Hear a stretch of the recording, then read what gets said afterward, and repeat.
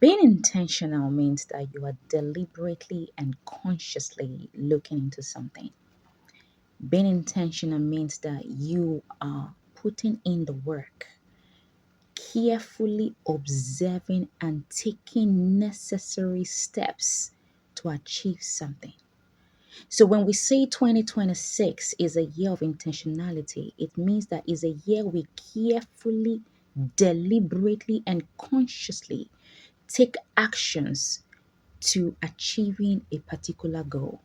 If you want 2026 to be better than 2025, there are some certain things that we need to pay attention to.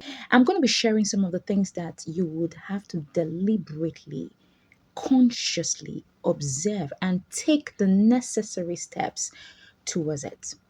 The very first thing I'm going to be talking about today is the people around you. One of the things that you need to pay attention to are the people around you. The people around you determine a lot. A man I respect so much, Apostle Joshua Selman, he always says something. If you can count 5 fools around you, you didn't count well. It's actually 6. Because if you could surround yourself with 5 fools, it means that you yourself, you're not far from that. People keep saying something. They say, show me your friend and I will tell you who you are. Can I rephrase that? It's actually, show me your friend. I'll tell you how far you will go.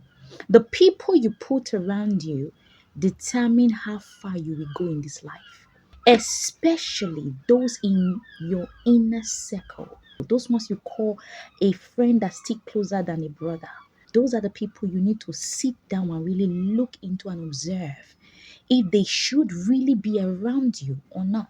If they possess some certain characters, I think it's either you avoid them or you love them from afar. You can actually love people without them surrounding you. Because this is where people get it wrong. They say, okay, am I going to cut them off? Am I going to be keeping malice? No, no, no. Nobody's saying you should keep malice with anyone. But the truth remains that you can love people from afar. If you must be keen about some certain things that will happen in your life, you need to observe the people around you. Number 1, negative people.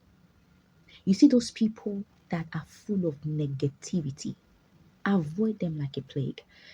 Those people that don't see good in anything, they are always saying negative words. One thing about words are powerful. Words frame and structure your life. So if you carry in, the more you keep feeding yourself with negativity, the more how negative your life will be. The Bible is filled with the promises of God, and these words are words of encouragement. They are positive words. That's why the scripture says faith cometh by hearing, and hearing. That's to tell you that words are powerful. The words you keep hearing, the words you accommodate, the words you keep allowing into your spirit, man, really structure and frame your life. So if you have people around you who are always negative, they never see something good. They always see negative thing about everything. Avoid those people. You know those people that will never say they are fine? Those people that when something happens, they always see something negative to say. Negativity is like an energy, a disease. It's more like a virus. Negativity, negative thoughts, negative things. They come from words. They come from things that we surround ourselves with, the negative things we surround ourselves with. So when you keep feeding yourself through your ear gate, especially those people around you that whispers around you, those friends, those siblings, those acquaintances, those people around you, all they keep saying is negative things, how the country cannot be good, how people cannot strive well, how somebody will not progress, how negative things. Avoid those people if you are intentional about your life. If you're not coming, because it's an energy, it's like a virus, it's like a disease, it spreads. It spreads. Before you know it, you start seeing that you are harboring some negative thought. You now start seeing some negative things coming out of you. So if you must go in a positive direction, if you must achieve positivity in this life, avoid negative people. Another set of people you need to avoid are the complainers, the nags, Those ones that complain about everything, they have something to say about everything. How this thing is not working, how that one is not working. They're always complaining. Those complainers, hey, the boss is coming late. Hey, this food is not sweet. Hey, this one. Avoid those people who complain a lot because they are not far from being negative. Because when you complain a lot, that means you're not seeing anything good in anything that happens. You're always complaining. You're always nagging. And if you have a spouse like that, I think you guys have to communicate and say, okay, you know what, honey, I don't really like the way you complain. Stop complaining. Oh, this food is not sweet. This one is not this one. And you should have done it this way. People who are never satisfied.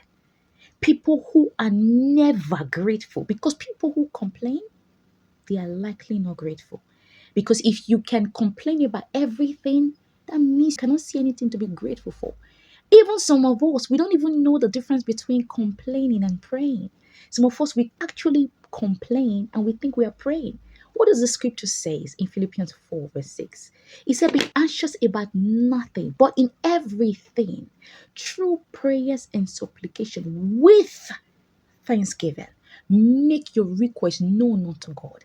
Because some of us, we come to God with a complaining spirit. Lord, can't you see that this thing is not happening? That's why this thing did not happen last year. I have not had a job. And for how many years now I have been without a job? And this one, last year, this happened. Hey, are you complaining or communicating? Are you trying to tell God what's going on? Or you are complaining about what is not working? Because when you complain a lot, you don't see any reasons to be grateful. So when you notice that this your friend complains a lot, before you start complaining too, because these things they spread, avoid them. Love them from a distance. We don't preach hatred. No, please. You can love people and they don't have to be in your space. Love them from a distance, especially when they're toxic. And another set of people that you need to avoid are those who don't believe in you. You know, there are some people who will never believe in you. Can anything good come out of Nazareth? Avoid those people, especially when you have a calling upon your life. Those people who you know that there is something about you that, deep calls onto deep. There is something about you that is not normal. So when you tell someone about what you are feeling or what is burning, that desire inside of you that is burning, that God placed there, and the person like, really? You? They will not even be laughing at you, be making funny things. Avoid those people. Because if God puts something inside of you, it's because God believes in you. And the truth is, for anything to happen, it's a teamwork. God needs you to believe in yourself. So if God gives you a desire, a purpose, it's because He knows that you have the capacity and the capability to carry it out. So for anyone that does not believe in you, well, avoid those people. Because when you surround yourself with people who don't believe in you, sooner or later you start doubting yourself. Can I do it? Are you sure I have this capacity? Are you sure I can really do this? If God says you can do it, who cares what other people think? People must surely talk. The bad thing about this is they will not take the step. And you that have heard from God and you want to take the step, they tell you why it cannot happen. They don't believe in you. A prophet is not honored in his own home. Because when you come and you say, okay, I have a dream, just like Joseph, you have a dream. Who do you think you are? Or you come out and you say, okay, I feel I should open a restaurant. You're like, you want to open a restaurant? Was it not you that cooked rice the other day and we couldn't eat it? Now you want to open a restaurant. People that don't believe in you. When you notice that people don't believe in you, when you tell them something and the next thing is they are seeing how that thing cannot work. They're actually connected to being negative, but they don't believe in you. They don't believe that you can actually achieve something. You have an idea to open an app. You have an idea as a tech to do something like, Mark Zuckerberg. So you want to see if people are doing things, you want to see come out. You better go to China and go and learn. You that is from Africa, you that is from this place, you want to come and be dragging feet with people that which knowledge do you think you have? They don't believe in you. Avoid them this year. Another set of persons that you need to avoid are those who will never support you. There's some persons actually who believes in you, but they will never support you. There are also people you should avoid. Those people who they believe that you have a calling. They believe that you have something in you, but they will never support you. When you give them, you just, oh, okay, okay. All right, no, I think you should do it. But they will never. When we're talking about support, we're not just saying financial support, because that's where most of us get it wrong. We are after people who will support us financially. Anyone who does not support us financially, they don't like us. Meanwhile, there are some persons that are just supporting you financially. They don't really care about you that much, but they just want to buy your loyalty.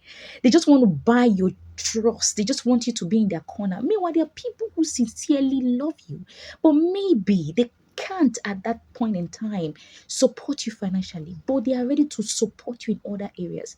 But if you have someone around you that will never support you, especially when you have a business, a friend of yours will never patronize you. Even if they don't need that thing that you are selling, at least show a sign of support to say, you know what, girl, I got you. Support them and money enter your business. I don't have much, but let me just support you. Some of them will never post, they will never refer you. They will never talk about you. They will never repost anything that you are doing. You need to be careful. But when it comes to hanging out, they are the first that will tell you, come on, girl, let's go hang out. Come on, guy, let's go, let's catch up, let's do this. But they are not ready to support you, support your dream, support your purpose. When you are sitting down there, they will never bring it. How is your business going? How is everything going? They will never bring it up. But they can gist about everything, but they will never bring things that would really edify you, support you. Do you understand? Avoid those people. Another set of people you should avoid this year are the gossips and the backbiters. Those people who talk about people. They have not really understood their purpose in life. Because if you are driven by a purpose and a curse, you do not have the time to talk about people. Yes. If you know where you are going, you are focused on where you are going. When is the time to start talking about who did not laugh well, who is wearing this one, who is not talking to this one? Some of you even go to church. And when you go to church, you are looking who did not dress well, who went to this, always talking about people. Avoid them. You have not removed the plank in your own eye. You are looking at the speck in people's eyes, talking about people. Anyone that comes to your table and this year is just bringing gist about people. Hey, I don't have time for that. I have a lot on my table. I don't have time to be talking about people. That is what you should tell them. When they come here, guy, did you see this one and this person? Especially ladies, sisters, leave people alone. Stop talking about people. Stop talking about things about people. Mind your business. You're always talking about the pastor. You're gossiping about the people in church. You're gossiping about your boss, your colleagues. God does not like gossip. He does not like backbiters. Please stop it if you are doing it. And if you have people around you that do that, avoid them. Okay? And lastly, those competitors that takes everything as a competition. When you tell them, oh, you know what, I think I should get a car. Which car are you getting? Yeah, I was even thinking I should get. They did not ask you, brother. You calm down and listen first. Those ones that are always in competition. When you wear a particular clothes and next thing the person like, even me, I wanted to buy this clothes for. When you tell the person, oh, I'm thinking of opening a business. Even myself, I'm even thinking of, is it a competition? Is it a competition? It's not a competition. Calm down. There's no way you will lift other people up and your hands will be on the ground. So don't be so keen about trying to, trying to prove a point. So when you meet people like that, you have people like that in your space, avoid those people. So if you have to be intentional about your life, there are things that you deliberately sit down and tell yourself, you know what? This year I need to really look into this so that you will not go and tell your dream to the wrong brothers so that they will not sell you out. If Joseph really kept his mouth shut like Mary when she got the revelation about Jesus, maybe it wouldn't have taken him that long. Maybe, just maybe, it wouldn't have taken him that long for him to achieve that. But he was so fast to begin to say everything. So before you start saying all those things to the wrong people, please check, recheck, understand, double check if they really, really have your best interests. at heart. This is a great year and great things are going to happen.